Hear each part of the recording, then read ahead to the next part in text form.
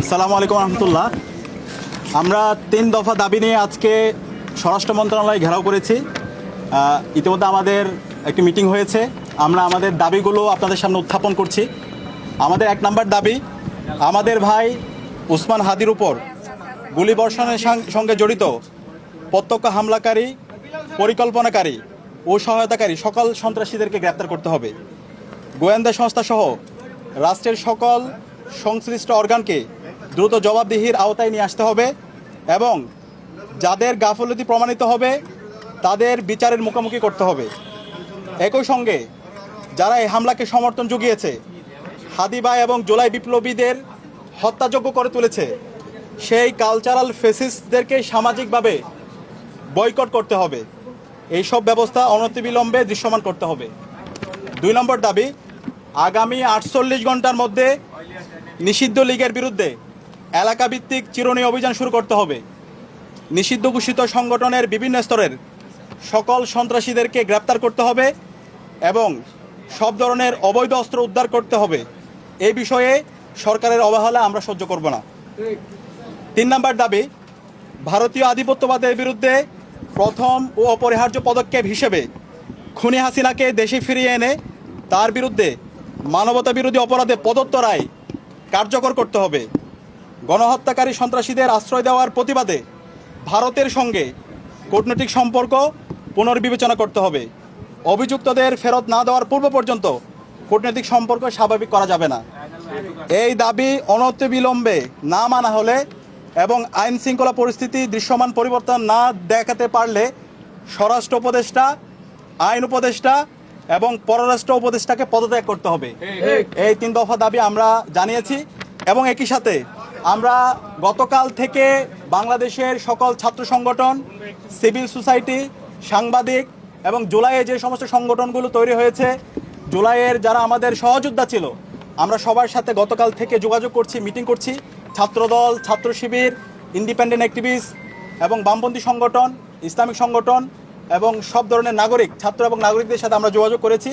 আমরা সারা দেশে সবাইকে ঐক্যবদ্ধ হওয়ার জন্য আমাদের ফেসিবাদের বিরুদ্ধে, আমাদের কমন এনিমি ভারতের যে হচ্ছে যারা বাংলাদেশে দাসত্ব কায়েম করতে চায় এবং একই সাথে এই পতিত ফেসিস্টদের বিরুদ্ধে আমাদের ঐক্যবদ্ধ হওয়ার জন্য আমরা সবার সাথে কথা বলেছি এবং সকল ফেসিবাদ বিরোধী যারা আন্দোলন সংগ্রাম করেছে সবাই একমত হয়েছে এবং খুব দ্রুতই সকল ফেসিবাদ বিরোধী আমরা যারা জুলাই একসাথে নেমেছিলাম আমাদের সম্মিলিত কর্মসূচি আপনারা দেখতে পাবেন। এবং একই সাথে আমরা সারা দেশের মুক্তিকামী ছাত্র জনতাকে আহ্বান করছি, আমাদের প্রত্যেকটা পাড়ায় পাড়ায়, প্রত্যেকটা ওয়ার্ডে ওয়ার্ডে আমরা যেন দেশের আমাদের নাগরিকদের নিরাপত্তা নিশ্চিত করার জন্য আইন শৃঙ্খলা রক্ষায় আমরা যেন গণকমিটি গঠন করি। যে গণকমিটির মাধ্যমে যারা ফেসিবাদের দোষর আছে, খুনি হাসিনা এবং তার দোষর, নিষিদ্ধ ছাত্রলীগ, যুবলীগ, সন্ত্রাসীদেরকে আইডেন্টিফাই করে তাদেরকে যেন থানায় দেওয়া হয় এবং তাদের বিরুদ্ধে যেন ব্যবস্থা নেওয়া হয়। এবং সেই জায়গায় স্বরাষ্ট্র মন্ত্রণালয় নিশ্চিত করেছেন আমাদের যে গণকমিটি গঠিত হবে তাদেরকে সার্বিকভাবে আইন শৃঙ্খলা রক্ষাকারী বাহিনী তাদেরকে সহযোগিতা করবে।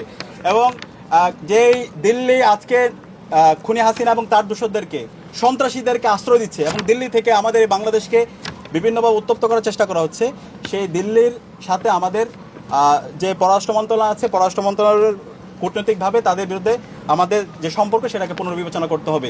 এবং আজকে আমাদের আরেকটি বিষয় আমরা নিন্দা জানাচ্ছি, প্রধান নির্বাচন কমিশনার সে আজকে একটা মন্তব্য করেছে, যে মন্তব্যে সে বলেছে উসমান হাদির উপর যেই হামলা হয়েছে সেটা একটা বিচ্ছিন্ন ঘটনা।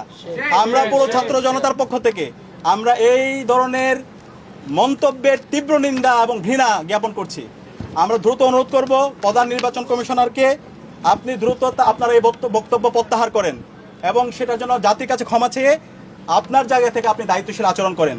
তফসিল ঘোষণার পর থেকে আমরা চাই এই দেশের সকল নাগরিকরা একটা সুস্থ পরিবেশে নির্বাচন এবং ভোট দেওয়ার জন্য, সুতরাং ফ্রি, ফেয়ার, ক্রেডিবল ইলেকশন করার জন্য নির্বাচন কমিশনার থেকে শুরু করে আইন শৃঙ্খলা রক্ষাকারী বাহিনী সবার দায়িত্বশীল আচরণ করা দরকার।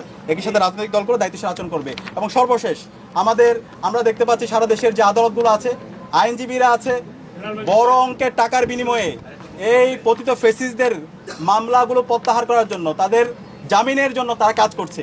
আমরা ছাত্র সমাজের পক্ষ থেকে হুঁশিয়ার করছি, এই যারা গণহত্যাকারী এবং শিশু হত্যাকারী এবং যারা আমাদের ভাই বোনদেরকে মেরে রক্তাক্ত করেছে, এই সন্ত্রাসীদের পক্ষে যারা অবস্থান নেবে তাদেরকে আমরা সামাজিকভাবে বয়কট করব এবং তাদের তালিকা আমরা সামাজিকভাবে সবাইকে জানিয়ে দেব।